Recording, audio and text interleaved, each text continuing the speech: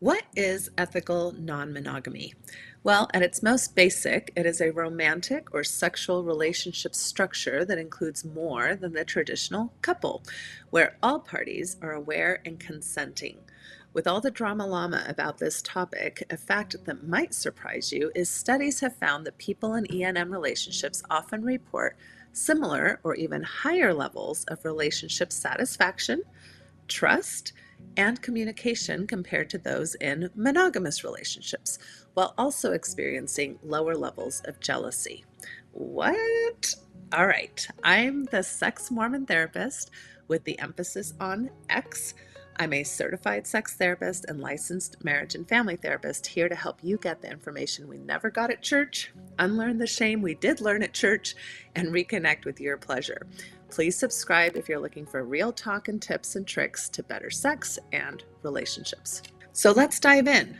There are so many myths and misconceptions about non-monogamy, while at the same time, it happens to be a really hot topic. I find that lots of people are interested in the topic but don't know how to talk about it, don't know how to bring it up with their current spouse or partner. And yet I find quite a bit of interest in non-monogamy for folks who are leaving faith communities, especially those we might call high-demand religions. Often there was tons of restrictions on sexuality for folks growing up in these spaces, from a no-go to premarital sex, to a no-go to solo sex, aka masturbation, to prohibitions on using erotic materials, and even after marriage, restrictions on what kind of sex is considered righteous or holy. Includes oral sex, anal sex, hand jobs, use of sex toys, etc. So, as people deconstruct their beliefs, they typically feel a lot of loss and even anger on what they sensed they missed out on their sexual development. Many people in these scenarios have only had one sexual partner their entire lives. Many have only kissed or held hands with one partner. So it makes sense that for a variety of reasons, they may now want to explore non-monogamy while still benefiting from the stability and structure that their marriage has taken. Common things I hear are, I want to know what experiences with other people might feel like. I don't want to feel constrained by societal expectations. I want to explore areas of my identity I wasn't allowed to explore, like queerness or gender identity. I want to try sexual activities I never got to try. Maybe I want to try sexual activities my current spouse or partner isn't into.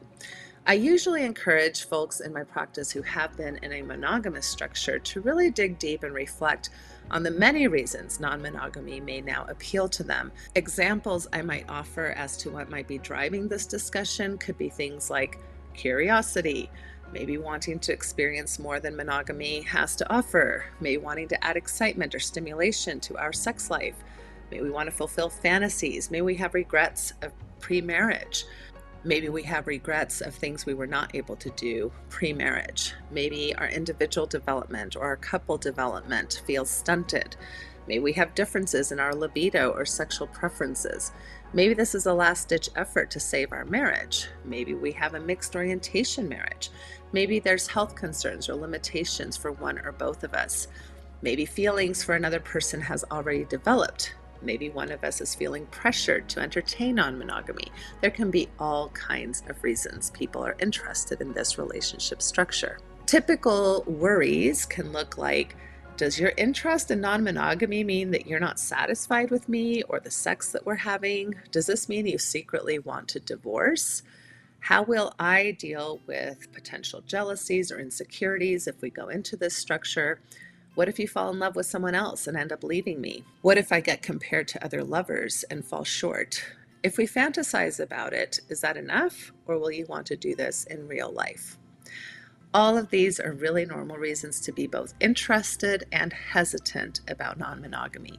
And what I find helps the most is education. Get the information that will help make sense of you or your partner's desires, and also best practices if you're considering entering a new relationship structure. Let's start by defining ENM and understanding this relationship structure a bit more. The definition of consensual or ethical non-monogamy, the two terms that are typically used, implies that all parties involved are aware of the agreement and are consensual participants. Ethical non-monogamy seems to be the going term, but notice that we don't use the term ethical monogamy. So right there's already a double standard, which gives me annoyance energy. What I mean by that is that we assume monogamy is ethical because it is the social norm. And yet we know that there are many, many unethical things that happen in monogamy. And yet we don't seem to draw attention to it. But more information on that to come. A quote I found in a journal article is, ENM is an umbrella term for every practice or philosophy of intimate relationship that does not strictly adhere to the standards of monogamy, particularly that of having only one person with whom to exchange sex, love, and affection.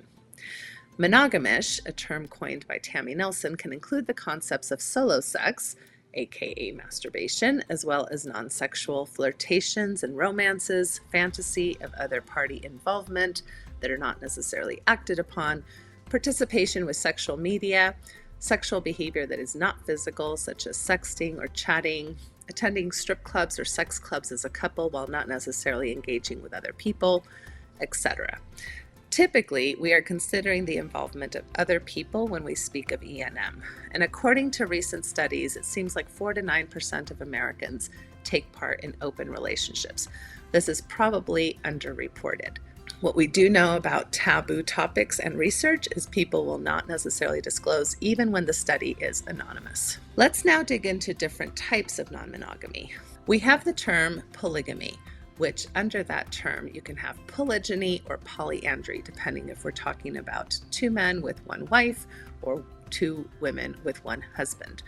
Typically, this includes marital, family, and financial commitments. Polygamy is most usually correlated with religious communities, where often it is a standard and an expected structure for people to enter into. We might call this compulsory polygamy, where people are not necessarily free to make their own choices, but more so are coerced or pressured into entering certain relationship structures. Before you do too much humming about that, we do have plenty of compulsory monogamy alive and well in our social structures of today. Both our religions, both our mainstream religions and our governments push the concept of monogamy and long-term marriage on most people. That is the social construct of the day. Another term you might hear is open marriage. This is primarily a couple who are open to sexual contracts with other people. It often includes a hierarchy structure of some sort where the married couple might consider themselves primary, and they may have both secondary or tertiary partners that are meant to describe who has decision rights, what types of resources will be used, and what types of time and energy are allotted to each relationship. They may engage together with third parties or separately. Generally, open marriage is rooted in guidelines or rules, expectations, and communication between all parties. Another term you may hear is asymmetrical open marriage, which is where one partner enters into open marriage while the other one doesn't. A good example of this might be an asexual person married to a sexual person, where they want to stay together due to companionship, friendship, co-parenting, stability, lots of reasons, but they're not sexually compatible, and so they opened a door for one to find those needs met elsewhere. Swinging is another term that is typically used. This usually refers to couples consensually exchanging partners for sexual reasons while they're both in the same space. It can range from interactions with strangers at sex clubs, parties, dungeons, to groups of friends who have interacted for many years. Monogamish is another term that I've already spoken about a little bit. It typically engages a primary couple who is primarily monogamous with agreed upon exceptions, like a hall pass during business trips, or can make out with other people but not include genital contact, or only one-night stands allowed, or going to strip clubs or erotic clubs, happy ending massages, have sex publicly but only with each other. And then there's the term polyamory, which is referring to multiple relationships which involve an emotional and or romantic component. This might look like a primary couple both also having a boyfriend or a girlfriend that is their secondary partners. Polyfidelity is a term that implies that although there is more than 2, The groupings that have been decided upon are closed. This can include thruples, triads, quads, polycules, etc. Polyamory can also include family or financial commitments. Relationship anarchy is a term where people who are non-monogamous reject hierarchy models.